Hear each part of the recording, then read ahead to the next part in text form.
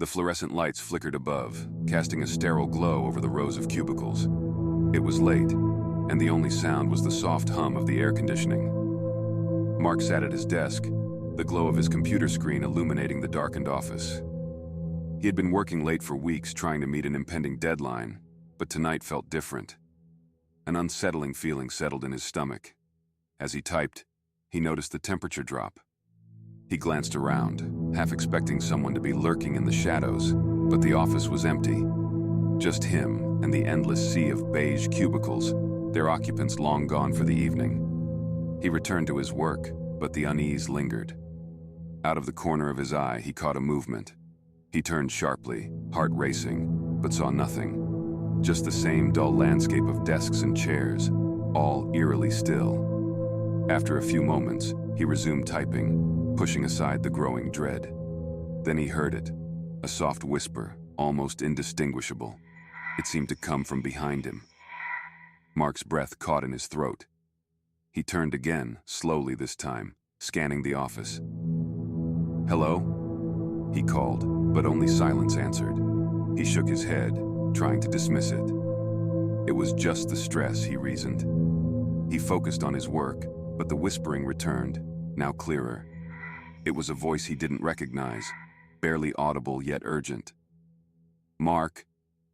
Chills ran down his spine. He stood up, peering around the office. The shadows seemed to stretch, shifting in the dim light. He felt as if he were being watched. "Who's there?" he demanded, his voice wavering. The whisper came again, closer this time, wrapping around him like a cold breeze. "Mark, help me." His heart raced. Panic set in. He grabbed his phone, ready to call security, but the call wouldn't connect. The office felt alive, the air thick with an oppressive energy. Mark's instincts screamed at him to leave. He turned to head for the exit, but as he did, the lights flickered more violently, plunging the room into darkness. He stumbled back, heart pounding, frantically trying to find his way. Then, in the faint glow of the emergency exit sign, he saw it. A figure standing at the far end of the office, shrouded in shadow. "Help me."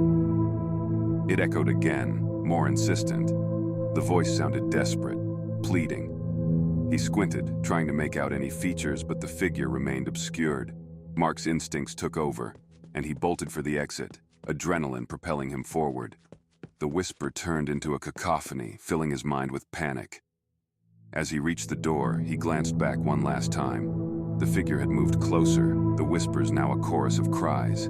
He burst through the exit, slamming the door behind him. Outside, the night air was cool and refreshing, a stark contrast to the suffocating atmosphere inside. He leaned against the wall, breathing heavily, trying to process what had just happened. The next morning, Mark returned to the office, shaken but determined to finish his work. As he walked in, the atmosphere felt normal again, the office bustling with coworkers. But as he sat at his desk, a nagging feeling tugged at him. He decided to check the company's history, digging through old records. That's when he found it. The story of an employee who had vanished years ago, last seen in the very cubicle he now occupied. The whispers returned, echoing in his mind. "Help me."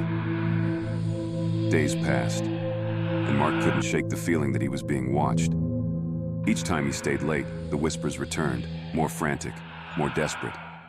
He knew he had to uncover the truth. That Friday, he stayed late once more, determined to confront the figure. The office was empty, the only sound his own heartbeat. As the clock struck midnight, the lights flickered, and the whispers rose to a deafening crescendo. "Mark, you have to help me." In that moment, he felt an icy grip on his shoulder. He spun around, but there was no one there. Just the void of the office, and in that void, the promise of a secret begging to be uncovered. He took a deep breath and stepped forward, ready to confront whatever lingered in the shadows, ready to unlock the office's chilling mystery. But as he did, the lights went out completely. In the darkness, the whispers stopped, replaced by a chilling silence. And then, all at once, he understood. Some secrets are best left buried.